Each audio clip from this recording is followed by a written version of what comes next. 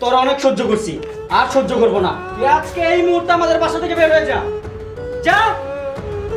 চিল্লাচ্ছি কেন আবার জিজ্ঞেস করছিস?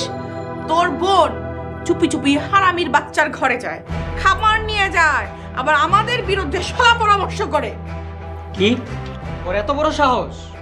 এইভাবে যদি একটা পরপুরুষের সাথে মেলামেশা করে, এই মেয়েকে কেউ বিয়ে করবে? মা, এটা তুমি কি বললা? সে আমার ভাই। ছোটবেলা থেকে যে মানুষটা আমাকে কোলে পিঠে করে বড় করেছে, তাকে তুমি পরপুরুষ বললা?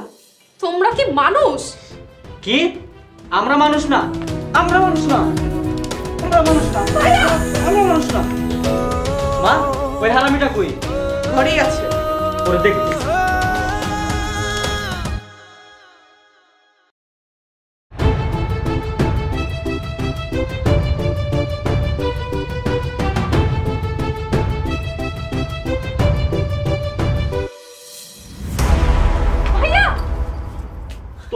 তোর অনেক সহ্য করছি, আর সহ্য করবো না। তুই আজকে এই মুহূর্তে আমাদের বাসা থেকে বের হয়ে যা।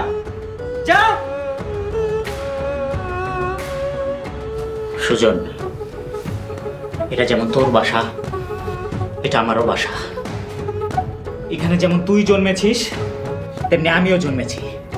একই বাবার সন্তান আমরা। বাবার সবকিছুর প্রতি যেমন তোর অধিকার আছে, তেমনি আমার অধিকার আছে।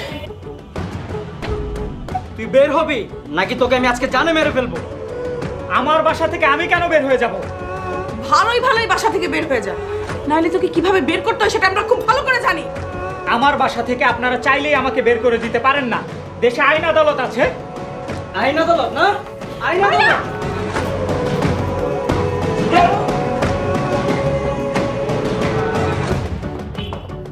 তুই ওই বাচ্চাকেই বাসা থেকে বের করবি, কারণ তুই ওই বাচ্চাকে বেশি প্রশ্রয় দিয়েছিস। মা, ভাইয়াকে আমি কেন বের করব? এটা ভাইয়ারও বাসা। এটা ভাইয়ারও বাসা? ভাইয়া? এই, ও তোর ভাইয়া হয়? হ্যাঁ, এসব ভাই বোনের নাটকটা আমার সামনে করবি না। কি মনে করেছিস? তুই কি মনে করেছিস আমি কিছু বুঝি না? মা, তুমি এসব কি বলছো? তুই যদি বাচ্চাকে আমার বাসা থেকে বের না করিস না, তাহলে এর থেকেও অনেক নোংরা নোংরা কথা আমার কাছে আছে, যা শুনলে না তোর কানের পর্দা ফেটে যাবে। মা, উপরে আল্লাহ আছে, ভাইয়ার সাথে এমন অন্যায় কাজ করো না। তুই যদি ওই হারামির বাচ্চাকে আমার বাসা থেকে বের না করিস, তাহলে আমি মানুষজনকে বলবো তোর সাথে ওর। চুপ করো, আল্লাহর দোহাই লাগে, চুপ করো।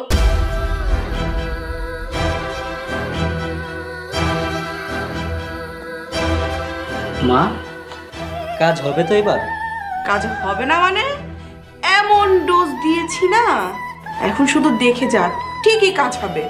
নিতু এখন হাসানকে এমন কথা বলবে, হাসান বাড়ি থেকে ঠিকই বের হয়ে যাবে। তুমি পারো মা। সবই তো তোদের জন্য করতেছি রে বাবা।